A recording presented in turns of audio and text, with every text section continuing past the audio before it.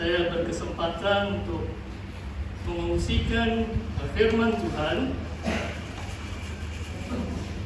bersama saudara dan saudari, dan saya juga ingin mengucapkan terima kasih kepada pimpinan gereja ini, khususnya kepada saudara penetua Rowell, karena bulan yang lalu waktu saya mengunjungi di tempat ini, tiba-tiba dia beritahu saya mungkin ada kesempatan bulan hadapan hari inilah untuk saya mengungsikan firman Tuhan, dan syukur kepada rencana Tuhan yang sangat indah membuka jalan bagi saya untuk datang pada hari ini. Saudara, mari kita lihat kepada tema yang telah diberikan kepada kita pada hari ini, yaitu hendaklah terangmu bercahaya.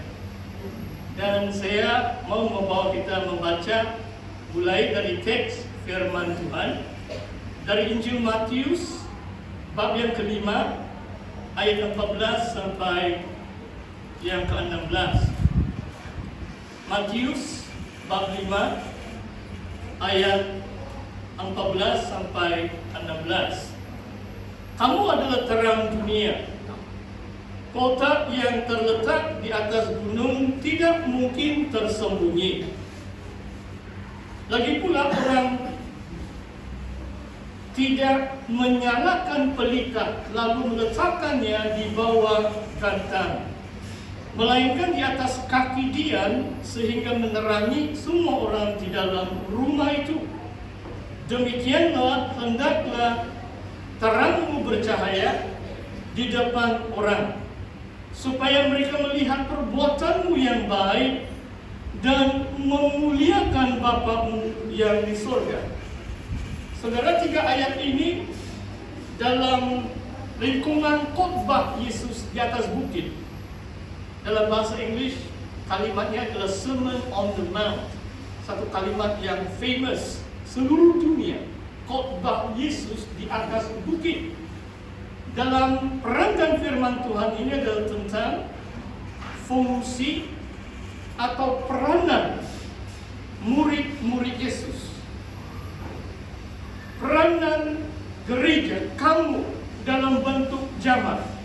Kamu maksudnya saudara dan saya yang adalah pengikut Yesus adalah terang dunia ini. Oh, luar biasa. Kamu adalah terang dunia. Maksudnya, di luar kita, di luar gereja Tuhan itu hanya kegelapan. Tidak ada terang kecuali di dalam dan melalui gereja Tuhan. Kamu adalah terang dunia. Kalimat yang Yesus pakai untuk menerangkannya adalah seperti kota yang terletak di atas gunung, tidak mungkin tersembunyi. Siapa yang tidak kenal dengan negeri Sabah? Kalau orang Malaysia atau orang Asia Tenggara, sekalipun orang sedunia, sebenarnya Sabah memang famous. Kenapa, saudara? Sebab di Sabah kita memiliki gunung yang di antara tertinggi, kan? Gunung Kinabalu. Dari jauh, pilot yang sedang mengemudi pesawat pun boleh nampak itu Gunung Kinabalu. Dari jauh, orang kan tahu ini negeri Sabah, karena ada satu gunung yang tinggi. Demikian juga kalau saudara dan saya memainkan peranan kita sebagai terang dunia, semua bangsa-bangsa akan tahu bahwa Yesus adalah Tuhan dan Raja dan Juru Selamat. Tidak mungkin tersembunyi. Kadang-kadang orang Kristen suka main sembunyi-sembunyi. Saya tidak mau sebut nama gereja, sebab mereka beri saya peluang berkhotbah. Nanti saya masuk khotbah saya dalam YouTube, nanti orang dengar tersinggung pula.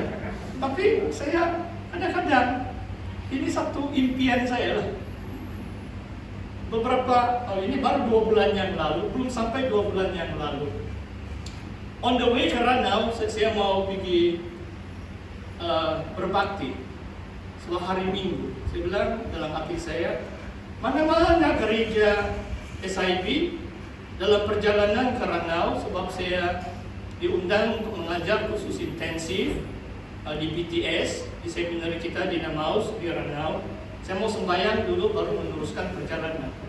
Cuma tempat yang saya pergi, walaupun mungkin sebab kalau saudara mengenali saya sudah 4 tahun, 2015 sampai awal 2019 saya menetap di Ranau. Saya orang Ranau sebab tempat pelayanan saya di situ. Sebelum mengajar di BTS pun saya pastor di SIB Buhiba di Pakan Ranau. Dan ulang-alik selalu lipas juga itu gereja. Cuma mungkin tanda gereja itu mungkin warna cat yang sudah pudar. Selalu saya melewati tempat itu tidak pernah saya ternampak tanda itu. Kadang-kadang ini sebagai ilustrasi. Kadang-kadang bangsa-bangsa boleh melewati gereja-gereja Tuhan, tetapi macam kita main sembunyi-sembunyi. Sedangkan Yesus katakan kita seperti diibaratkan kota yang terletak di atas gunung, tidak mungkin tersembunyi. Saya bukan katakan tanda gereja kita mesti sebesar beberapa gereja yang lain, tapi kasih besar sih kita itu, supaya jangan tersembunyi. Saudara yang saya kasih dalam Tuhan, kalimat yang kedua tentang menyalakan pelita itu, tidak mungkin kalau di suasana rumah itu menyala pelita itu sembunyi di dalam gantang itu ataupun di bawah meja itu. Pasti akan meletak pelita itu di atas kaki dia supaya memberi cahaya kepada seluruh rumah itu. Demikian juga peranan dan fungsi pengikut Yesus yang merupakan terang dunia. Kamu adalah terang dunia. Saudara, ada beberapa poin dan mungkin banyak firman Tuhan, tapi saya tidak akan uraikannya. Saya difahamkan nanti disusuli di Bible study. Jadi sabar-sabarlah kamu, banyak nih firman Tuhan hari ini. Saudara, kamu adalah terang dunia. Memang kalau saya lihat saudara ini sebagai arti kiasan atau simbolik. Kalau kita tidak macam bercahaya-cahaya kan, kecuali kita taruh itu lampu-lampu, tidak kan? Apakah maksudnya kamu adalah terang dunia? Mungkin yang pertama yang saya mau saudara lihat adalah ayat 1 Yohanes, ini surat Yohanes yang pertama. Ayat yang kelima, bab yang pertama ayat yang kelima. Allah adalah terang, dan di dalam Dia tidak ada kegelapan. Ayat 7, tetapi jika kita hidup di dalam terang, sama seperti Dia ada di dalam terang, maka kita beroleh persekutuan seorang dengan yang lain, dan darah Yesus anaknya itu menyucikan kita daripada segala dosa. Dalam 1 Yohanes, 2 sifat Allah dikatakan sebagai Allah itu terang dan Allah itu kasih. God is light and God is love. Luar biasa. Tidak ada kalimat seperti yang tertulis dalam 1 Yohanes, Allah itu terang. Di dalam Dia tidak ada kegelapan. Tetapi